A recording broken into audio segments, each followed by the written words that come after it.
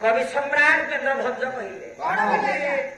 ये नारी बारी बारी रहिले तही घड़िए जाए तही घड़िए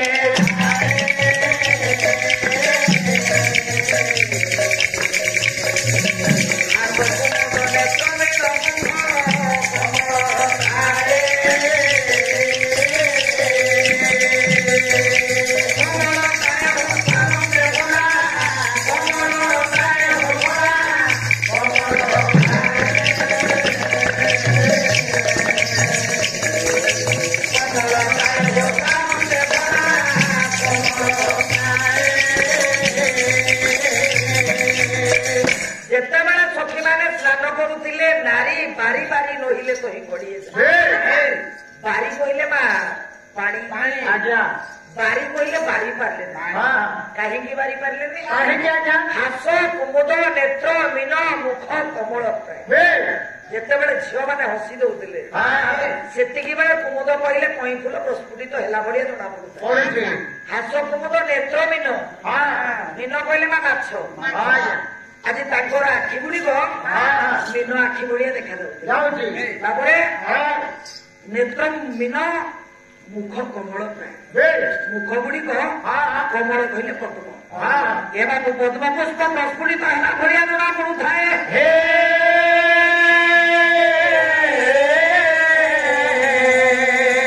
एति बेला पंडित कवि विचार कर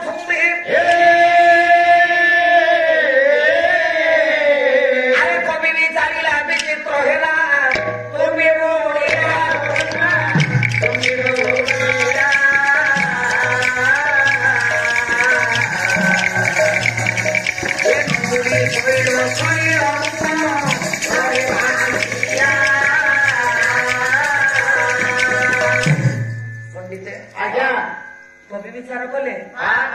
जे कवि विचारा विचित्र है तुम्बी बुड़ा झील मैंने जिते स्नान करुले विचद्य पानी बुड़ी जाए कवि विचार कर नारी विचद्य नुह सतरे तुम्बी बुड़ी जाऊे न बुड़ी शैल सलिल उपर जिते झील मैंने स्नान करुले कुचद्य पानी भासुची कवि विचार कले न बुड़ी शैल शैल कहते पर्वत पर्वत प्रभाग दीटा शैल कहते पानी पानी रे भाषिबार लगी अच्छी कि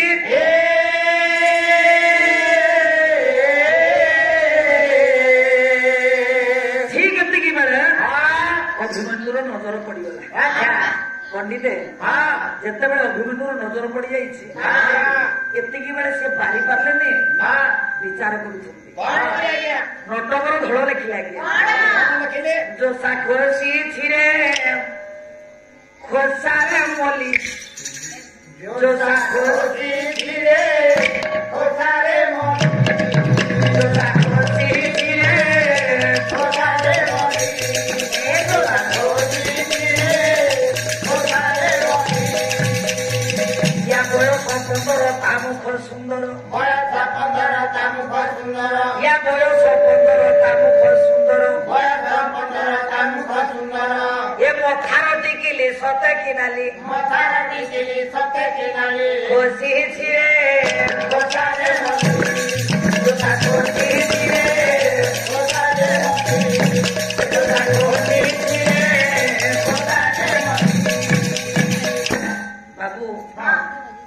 ଅଭିମନ୍ୟୁ ବିଚାର କରୁଛି କଣ ବିଚାର କରୁଛି ହାତେ ମୁଦି ପଥର ବସା କଣ୍ଠେ ତାର କୋଇଲି ଭାଷା ହାତେ ମୁଦି ପଥର ବସା କଣ୍ଠେ ତାର କୋଇଲି ଭାଷା ହାତେ ମୁଦି ପଥର ବସା କଣ୍ଠେ ତାର କୋଇଲି ଭାଷା ହାତେ ମୁଦି ପଥର ବସା କଣ୍ଠେ ତାର କୋଇଲି ଭାଷା ଏ ନାରୀ ଆଖି ଠାର କଲା ପୁଣାରୁ ନାରୀ ଆଖି ଠାର କଲା ଏ ନାରୀ ଆଖି ଠାର କଲା ପୁଣାରୁ ନାରୀ ଆଖି ଠାର କଲା ପୁଣାରୁ ୟାର ଆଖିରେ କହିଲାଣି ୟାର ଆଖିରେ କହିଲାଣି ୟାର ଆଖିରେ କହିଲାଣି ୟାର ଆଖିରେ କହିଲାଣି ଏ ମୁଁ ତମର ହେଲି ଖୁସି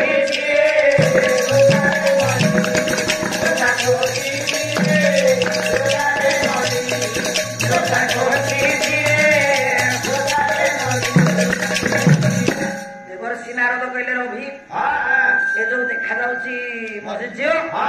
ସେ ଝିଅଟା ତୋ ପାଇଁ ଯୋଗ୍ୟ ଏତିକି ବେଳେ ଅଭିମନ୍ୟୁ କହିଲେ ଦେବର୍ଷି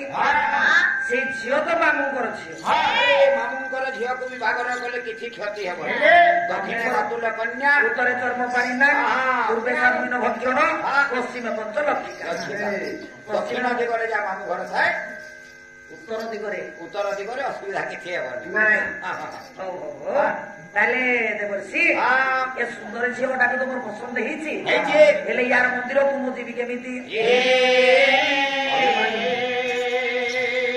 ଏତିକି ବେଳେ ପଣ୍ଡିତ ଦେବର୍ଷି ନାରଦ କଲେ ଲୋକ ମନ୍ତ୍ର ଦେଇଦେଲେ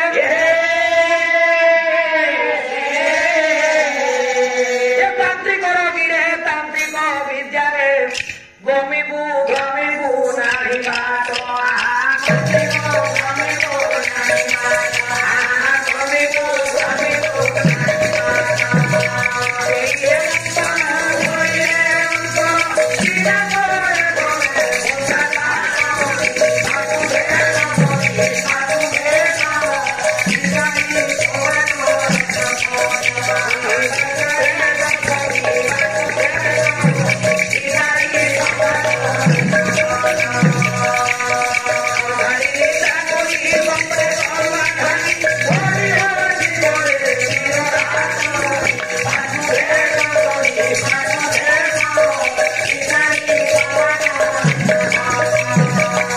ଯେତେବେଳେ ପଣ୍ଡିତେ ଦେବର୍ଷି ନାରଦ କହିଲେ ମୁଁ ଯୋଉ ଉଲ୍ଲୁକ ମନ୍ତ୍ର ଦଉଛି ଦିନ ଅନ୍ତରେ କାହିଁକି ମାନେ ଯେତେବେଳେ ଦିନ ଶେଷ ହେଇଯିବ ରାତ୍ର ସମୟରେ ତାର ପୁରକୁ ଯିବୁ ବାବୁରେ ସ୍ନାନ ଶୌଚ ହେଇକି ଶଶୀ ରେଖା ଆସିଲେ ରତ୍ନ ମୂଲ୍ୟଙ୍କରେ ଶୟନ କରିଛନ୍ତି ଏତିକି ବେଳେ ଅଭିମନ୍ୟୁ କଣ କଲା ଶଶୀ ରେଖାର ପୁରକୁ ସିଏ ଯାଉଛି ସନ୍ଧ୍ୟା ହେଇଛି ସନ୍ଧ୍ୟା ଆସିଲା କେମିତି ଏ କନ୍ୟା ବେ ସେ ସନ୍ଧ୍ୟା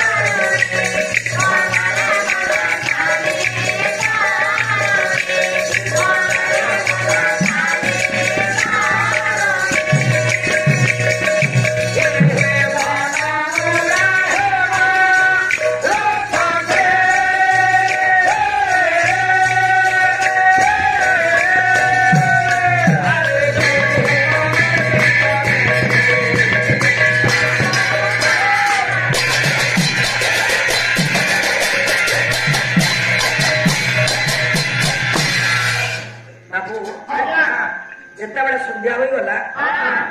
ଅଭିମନ୍ୟୁ ଶଶୀ ରେଖା ପୁରକୁ ଯାଉଛି ବାବୁରେ ଶଶୀ ରେଖା ରତ୍ନପଲ୍ଲବରେ ଶୋଇଛନ୍ତି ଏତିକି ବେଳେ ଦେଖାଯାଉଥିଲେ କେମିତି ଦେଖିଲେ କବି ସମ୍ରାଟ ଚନ୍ଦ୍ର ଭଞ୍ଜ ଭଞ୍ଜ ଲେଖିଲେ ପଣ୍ଡିତେ ଭଞ୍ଜରେ କିଏ କବି ସମ୍ରାଟ ଚନ୍ଦ୍ର ଭଞ୍ଜ ରାଗ ପଡ଼ିଲା ତ କିରା ନାଇଁ ଆଣିବାଦି ସୁଖ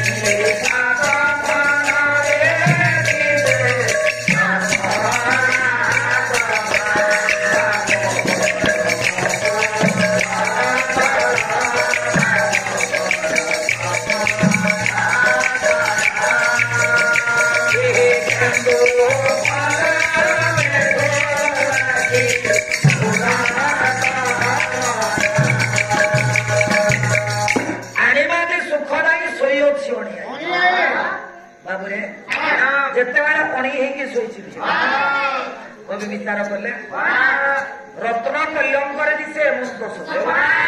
କବି ବିଚାର କରୁଛନ୍ତି ମା ରସାଣ ରଜତ ବାଡି ରତ୍ନ କଲ୍ୟଙ୍କଟା ଯଦି ଗୋଟେ ରୂପାର ବାଡ ହେଲା କନକ ଲତାଟି ଜଣେ କନକ କହିଲେ ସୁବର୍ଣ୍ଣ ସୁବର୍ଣ୍ଣର ଲତାଟି ଲାଗିଛି ଭାଇ ବିଷାଦ ଘନରେ କି ସେ ଚପଳା ଝିଅର କେଶଗୁଚ୍ଛ ଗୁଡିକ ଯେତେବେଳେ ବିଚ୍ଛିନ୍ନ ହୋଇ ଶୋଇଛି କବି ବିଚାର କଲେ କଳା ମେଘ ଦେହରେ ନାଇଁ ଚପଳା ଚପଳା କହିଲେ ନା ବିଜୁଳି ବିଜୁଳି ଶୋଭା ପାଉଛି କି ବାମଙ୍କର କପଳ ତଳ କେନ୍ଦୁ ପଲ୍ଲବେ ଥୁଆ କି ଫୁଲ ତାପରେ ବାମ ହାତ ଦେଇକି ଝିଅ ଯେତେବେଳେ ଶୋଇଛି କବି ବିଚାର କଲେ ଏ ଝିଅର ହାତ ପାପୁଡି ନୁହଁ ସତରେ ନୂଆ କେନ୍ଦୁ ପତ୍ରରେ ପଦ୍ମ ପୁଷ୍ପଟିଏ ଥୁଆ ହୋଇଛି କି ନାଇଁ ତାପରେ ବାମାଙ୍କର କପଳ ତଳ କେନ୍ଦୁ ପଲ୍ଲବେ ଥୁଆ କି ଫୁଲ ଏତିକି ବେଳେ ମା ଅଭିମନ୍ୟୁ ଚିନ୍ତା କଲା କଣ ବୋଲି ଚିନ୍ତା କରୁଛି ଏ ଭଜୁ ନା ଭଜୁ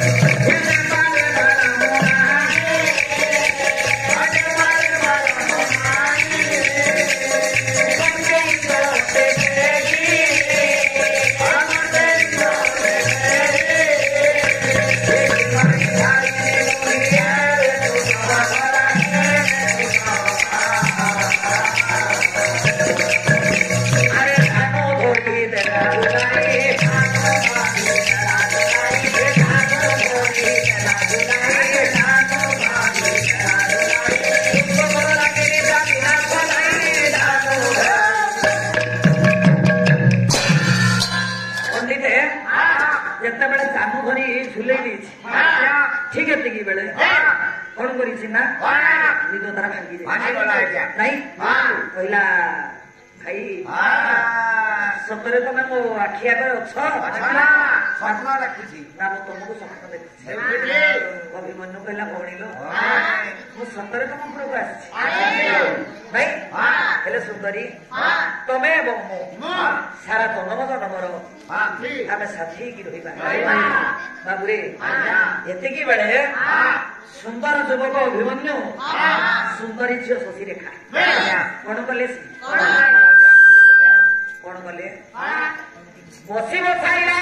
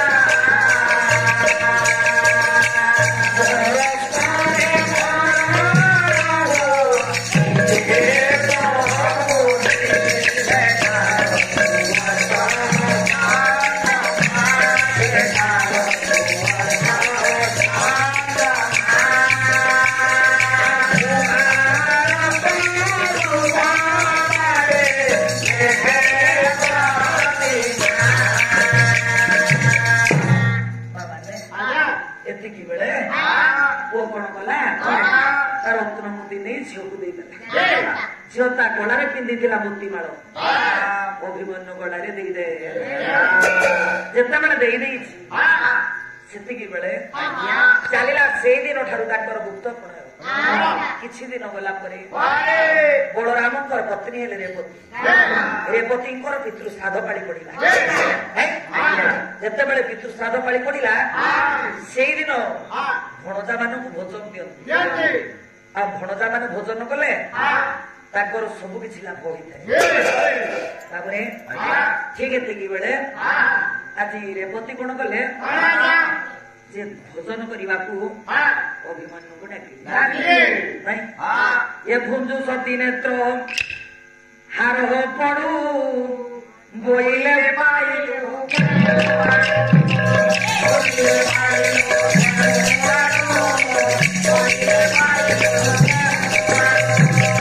ଏତିକି ବେଳେ ପଣ୍ଡିତ ଆଜ୍ଞା କଣ କଲେ ଭଣଜାକୁ ଡାକୁଛନ୍ତି କାହାକୁ ନା ଅଭିମନ୍ୟୁ। ଏ 7 ଦିନ ଗୁପ୍ତ ପ୍ରେମ ପଡି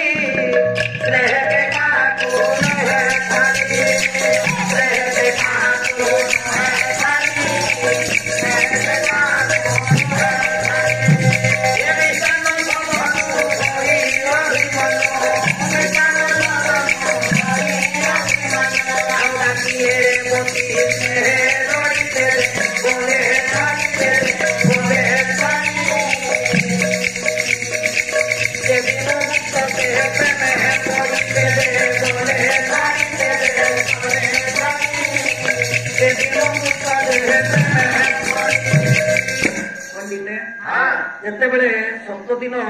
ସରିଯାଇଛି 7 ଦିନ ଗୁପ୍ତ ପ୍ରେମ ପଡି ସ୍ନେହକେ କାହାକୁ ନୁହେଁ ଛାଡ଼ି ମିଷ୍ଟାନ୍ନ ସଦନୁ ଥୋଇ ଅଭିମନ୍ୟୁ ଡାକିଲେ ରେବତୀ ସ୍ନେହ ଯୋଡ଼ି। ତାପରେ ଏତିକି ବେଳେ ଭଣଜାକୁ ଡାକିଲେ ଖାଇବାକୁ ଦେଇଛନ୍ତି। ଅଭିମନ୍ୟୁ କହିଲେ ମାମି ଏକା ଖାଇବିନି, ଯଦି ମୋ ଭଉଣୀ ଶଶୀରେଖା ଆସିବ ଯେତେବେଳେ ଭାଇ ଭଉଣୀ ସାଙ୍ଗ ହେଇକି ଖାଉଛନ୍ତି ଅଭିମନ୍ୟୁ ଗଳାରେ ଦେଖିଲା ମା ଶଶୀରେଖାର ହାରଟି ଶୋଭା ପାଉଛି। ଏ ଭୁଞ୍ଜୁ ସତୀ ନେତ୍ର ହାର ପଡୁ ବୋଇଲେ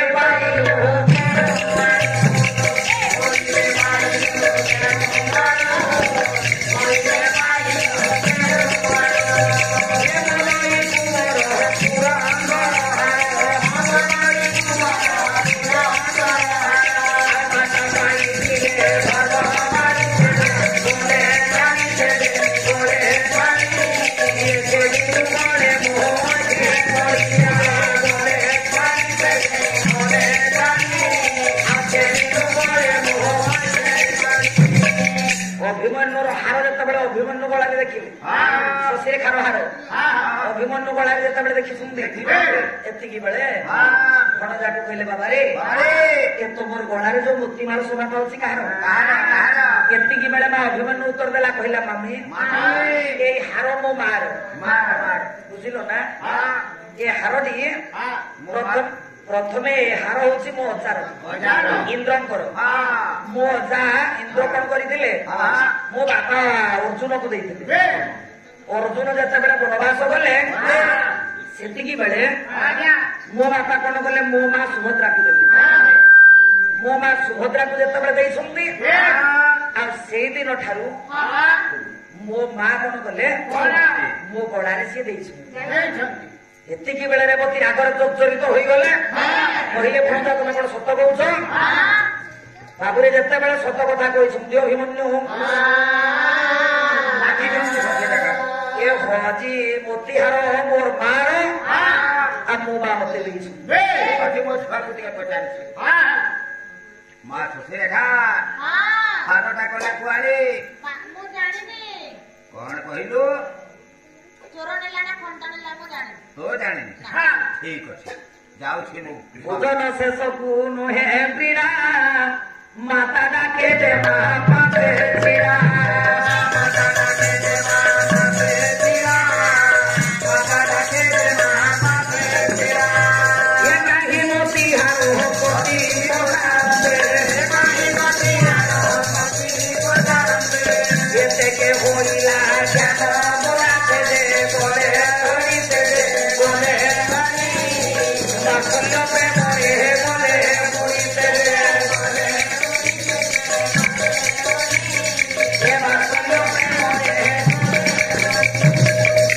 କହିଲା ମା ମୋର ମୋତିମାଳ କୁଆଡେ ଗଲା ମୁଁ ଜାଣିନି ଖୋଜିଲା ନା ପୋଡିଲା ନା ଭାଙ୍ଗିଲା ମୁଁ କିଛି ଜାଣିନି ଏତିକି ବେଳେ ପଣ୍ଡିତ ରାଗରେ ଜର୍ଜରିତ ହେଲେ କିଏ ରାୟ ମନ୍ଦିର ବୀରବତୀ ଭଗବାନଙ୍କୁ ଡାକିଲେ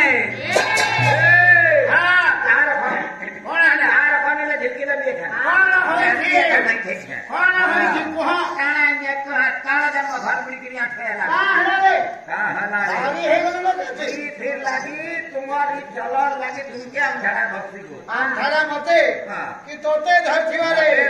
भागुड़िया के कानला न काना जब खाली खाई मोर छ काटा हिजे बोले निकले बोले मानोनी काटा हिजे काना है तुम्हार कान के पचरा बतो नी रखो अरे नी रखो बोले मान लो मोर मोहन छे हला मोर दई द पीछे नी कहो न कोने महामत के ना का हला मोर कहू बोले ना कुमार धीर माली हां कुमार भंजार गला हां मोर भंजार गला छे आओ के नाडी बोले मोर भंजार गला चलो हां देखो ए भौरी सुभद्रा बड़ भाई हां ए मो प्रणाम हां भागवत को प्रणाम दो नहीं अंदो सब कोकेटा कौन है डाक पर डाकिया ए अभी वो ମା କଣ ହେଲା ମା ए लामा हाता ଏମର ପ୍ରଣାମ ପ୍ରଣାମ କରୁଛୁ हाता नाका जो हाथ से हाता ईटा कहा है पचरा ए हाथ में कहा है सुभद्रा पचरा ମୁଁ କଣ ଭୁଲ तो କରିଛି को के पचरा कहा है એટલે ભાવજો કોણ હેલા કોણ પઈ ડાકિલો वो झियोर हारोटा दो पुआ बड़ा के ये मिली देखिए पता कुहा ସେ କଥା ମୁଁ ଜାଣିନି ଭାଉଜ जानिनी तू जानिनी जानो जो सम्मान को रखिबो घरे तू जानिनी ଆମକୁ କ୍ଷମା କରିବ छोड़ अब चली तो पुआ को धरी अति ଦଣ୍ଡିବାର ଶକ୍ତିଦାର ଥାରେ ସେ ପୁଣି କ୍ଷମା କରେ ସେ ପୁଣି କ୍ଷମା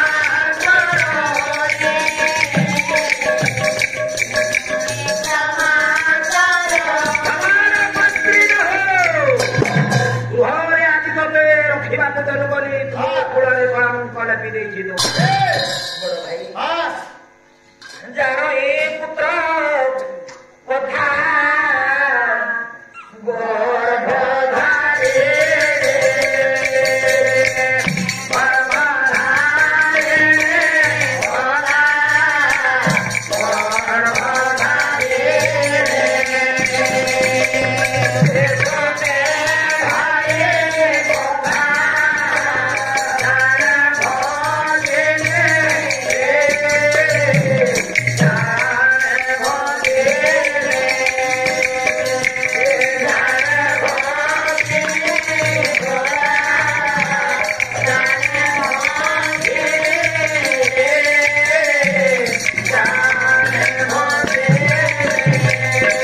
ଭାଇର କଥା ଜାଣେ ଭଉଣୀ भौरी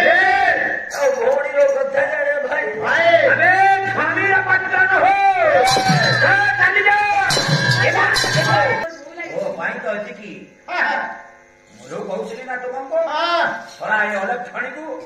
जगह देला बोली आज एति की हेची अबे लोक को घर चली जा ଯିବି କୁଆଡେ ए सब चली जानिबो आज को हत्या करिबो ମୋ ଛାତିରେ ଅଛି ଭାଉଜ जा चली जा ओ मोहन चली ବାବାରେ ମା ଏତେ ବଡ ଦୁନିଆ ଦାଣ୍ଡରେ ମାକୁ ଆମେ ହାତ ପାତି ଭିକ ମାଗିବା ମା ଆଉ ଯୁଆଡେ ଇଚ୍ଛା ଆମର ସେଆଡେ ଯିବା ମାକୁ ହାତ ପାତି ଭିକ ମାଗି ଚାଲି ଯାଉଛନ୍ତି ପଣ୍ଡିତ ଏତିକି ବେଳେ ଦେବର୍ଷି ନାରଦ ଯାଇ ପହଞ୍ଚି ଗଲେ କହିଲେ ମାରେ ତମେ ମାନେ କାନ୍ଦୁଛ କାହିଁକି ତମ ମାନଙ୍କର ଅସୁବିଧା କଣ ହେଇଛି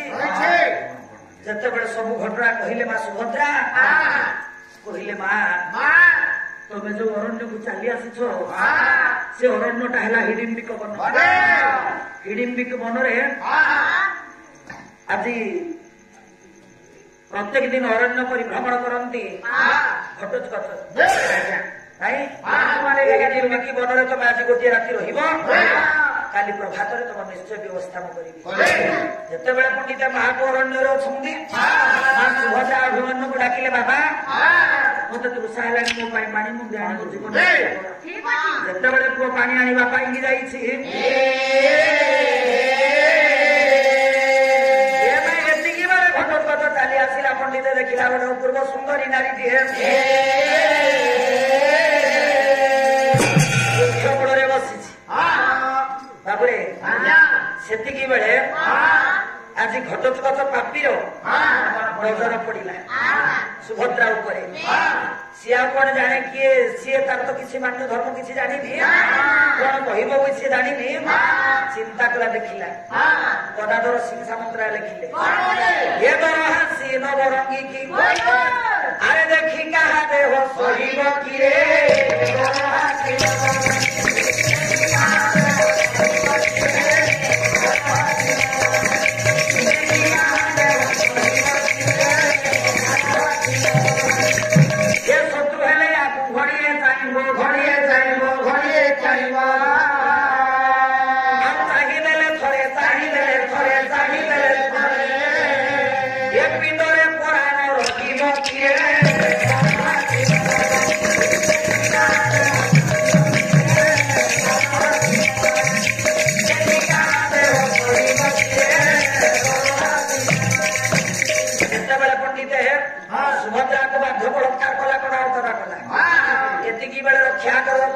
ସୁଭଦ୍ରା ଚିତ୍କାର କଲେ ଆସିଲେ ପଣ୍ଡିତ ଅଭିମନ୍ୟୁ ପାଣି ନେଇକି ମାକୁ ଯେତେବେଳେ ଟଣା ଟଣା କରୁଛି ଘଟ ଆଜି ଘଟୋତ୍କଚ ଠିକ ଏତିକି ବେଳେ ଆଜ୍ଞା ଅଭିମନ୍ୟୁ ଘଟୋତ୍କଚର ଲାଗିଲା ପଣ୍ଡିତ ଘୋର ସମର ମଣାମଣି ଭିଣା ଭୁଳି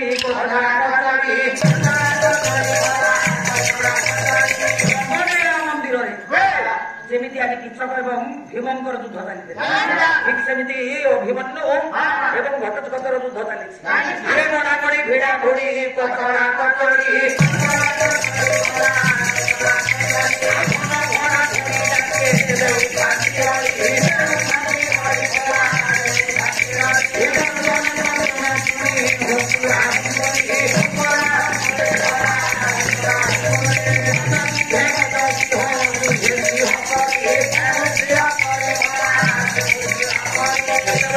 ଘୋର ସମର ଚାଲିଛି ପଣ୍ଡିତ ଆସିଗଲେ ଦେବର୍ଷିନାର କହିଲେ ବାବାରେ ତମେ ମାନେ ଯୁଦ୍ଧ କରୁଛ କାହିଁକି ନାଇଁକି ତମର ବାପା ମାନେ କିଏ ତମର ମା କିଏ ତମର ପରିଚୟ କଣ ଏତିକି ବେଳେ ଅଭିମନ୍ୟୁ କହିଲେ ମୋର ବାପା ହେଲେ ଦ୍ୱିତୀୟ ପାଣ୍ଡବ ଅର୍ଜୁନ ଘଟୋତ୍କଚ କହିଲା ମୋ ବାପା ହେଲେ ଦ୍ୱିତୀୟ ପାଣ୍ଡବ ଭୀମ ନାଇଁ ଏତିକି ବେଳେ ଦେବର୍ଷି ନାରଦ କହିଲେ ବାବାରେ ତମେ ହେଲ ପାଣ୍ଡରେ ଭାଇ ଯୋଉ ନାରୀ ଜଣକ ତୁ ପାପ ଚକ୍ଷୁରେ ଦେଖିଛୁ ସେଇ ଜଣକ ହେଲେ ତୋର ମା ତାପରେ ଘଟୋତ୍କଚ ପାଦ ତଳେ ପଡିଲା କହିଲା ମା ତମର କଣ ସୁବିଧା ହେଇଛି ଏତିକି ବେଳେ ସୁଭଦ୍ରା କହିଲେ ବାବା ମୋର ବଡ ଭାଇ ବଳରାମ ତାଙ୍କ ଝିଅ ଶଶୀରେଖା ମାନେ ଦୁର୍ଯ୍ୟୋଧନର ପୁତ୍ର ଲକ୍ଷ୍ମଣକୁ ମରକୁ ସେ ବିବାହ ଦେବା ପାଇଁ ଆୟୋଜନ କରିଛନ୍ତି ଆଉ ତାରି ମୋତି ମାଳରେ ଯେତେବେଳେ ମୋ ପୁଅ ଗଳାରେ ଲମ୍ବିଲା ସେଥିପାଇଁ ମା ପୁଅକୁ ଆମକୁ ତୋଡି ଦେଇଛୁ ଅରଣ୍ୟରେ ଅନେକ କଷ୍ଟ ଭୋଗିଲୁଣି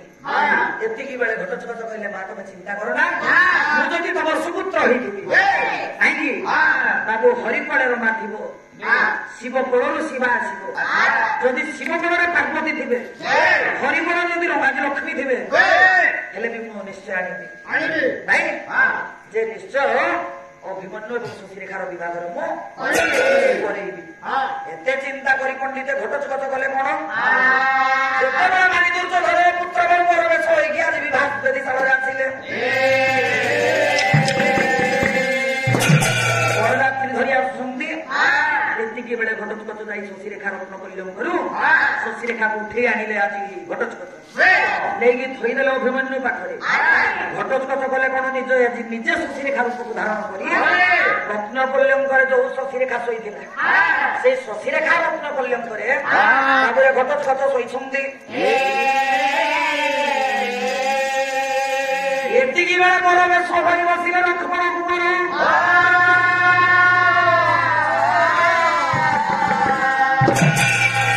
ସମସ୍ତେ କହିଲେ କନ୍ୟାକୁ ବିବାହ ବେଦୀକୁ ଆଣ ଆରେ ବିଭୂଷଣ ପୁଷ୍ପେ ଜାଗନ୍ତି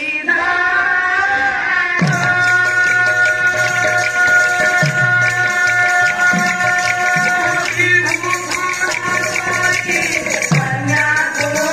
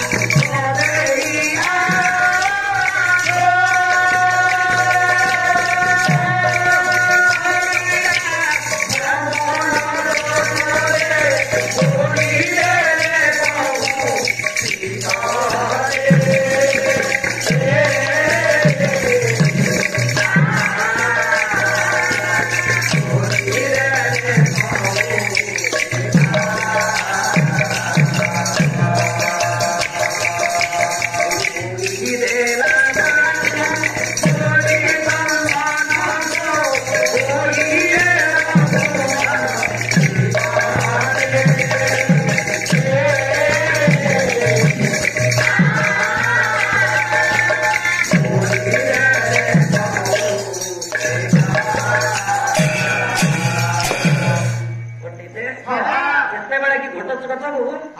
ଶଶୀରେଖା ଚିନ୍ତା କରି ବିଭାବେ ଦିଶାଳକୁ ଆଣିଲେ। ହସ୍ତଗଣ୍ଠି ବୁଣିବା ସମୟରେ ଏ ମା ଘଟୋତ୍କଚ ନିଜ ରୂପ ଧାରଣ କଲେ। ଲକ୍ଷ୍ମଣ କୁମାର ସହିତ ଯେତେବେଳେ ଯୁଦ୍ଧ ଆରମ୍ଭ କରିଛନ୍ତି ଘଟୋତ୍କଚ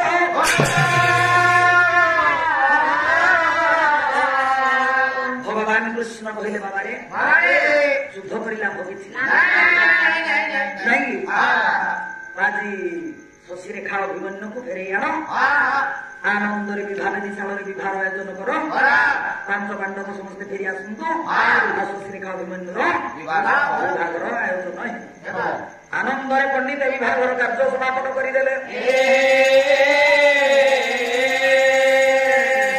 ଲକ୍ଷ୍ମଣ କୁମାର ତା ବାଟରେ ସେ ଚାଲିଲା ଆଉ ଆନନ୍ଦରେ ଶଶୀରେଖା ଅଭିମନ୍ୟୁର ପଣ୍ଡିତ ଆଜି ବିବାହ ଦିଶାଳରେ ବିବାହର ଆୟୋଜନ ହେଇଛି।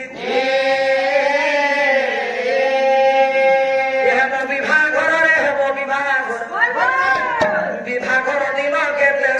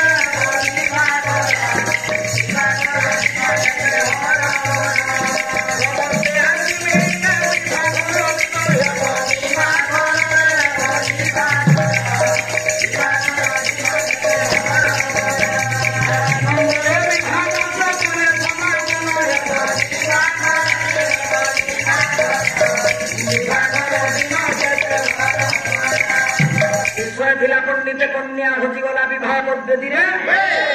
ଚୋରି କରିଦେବି ଭାଇ ବୋହୂକୁ ବିଷୟ ଥିଲା ଆମର ଶଶୀରେଖା ଆଜ୍ଞା ଶଶୀରେଖା ଏବଂ ଅଭିମନ୍ୟୁର ହେଲା ଶୁଭ ପରିଣୟ।